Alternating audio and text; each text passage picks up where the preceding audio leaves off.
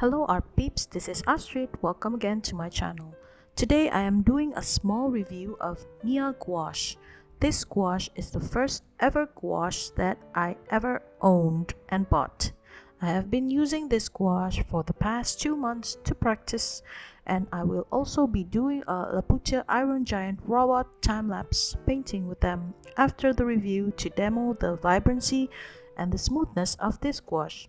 So without further ado, let's go straight to the video. Now I am going to open the package to let you see the color selections they have. I love the design of these. The box itself is made of a not very sturdy cardboard. They make the box too tired, so it is compact enough if you want to take it with you on a small bag and go outdoor sketching.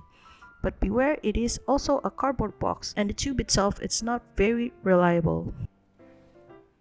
On the color selection, they have lemon yellow, earth yellow, vermeil, deep red, ochre, pale green, jade green, acid blue, Prussian blue, violet, black, and titanium white. They have every cool and warm primary colors, so these colors are very nice to mix around. It retails at 65,000 rupiah in my country, which is about $4. It is dirt cheap, especially with the super pigmented quality of this paint, but there are scarcely any paint inside. For this size, I'd say they only fill a fourth of it, which is not a lot. And at the time of making this video, I tried to find this exact product on Amazon and I could not find it. So I will be putting the MIYA jelly gouache link as I own it and I think it is the same exact paint. The link on the description below. I will update it periodically. As like many student grade gouache and watercolor, this gouache has no individual pigment color information. Also, it has no information online on the toxicity levels, but they claim that it is non-toxic.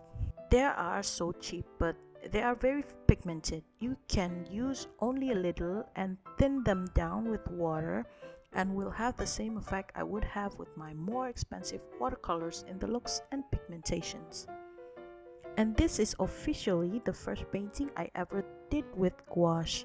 I cannot compare this brand with any other brands because I have not yet tried any other gouache paint at this point. I do own a Holbein gouache, but I have not painted anything with it.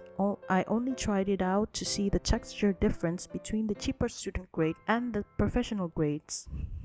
I will be painting more Ghibli stuff after this. I like Ghibli Studio but not really a huge fan of it, and I didn't really grow up watching Ghibli movies, but there are some of Ghibli movies that I really love. I love Kiki's Delivery Service, Spirited Away, Grave of the Fireflies, and Howl's Moving Castle. This one that I paint is the Iron Giant from Laputa. I had not watched Laputa, but I have really a beautiful experience in the Ghibli Museum with this Iron Giant.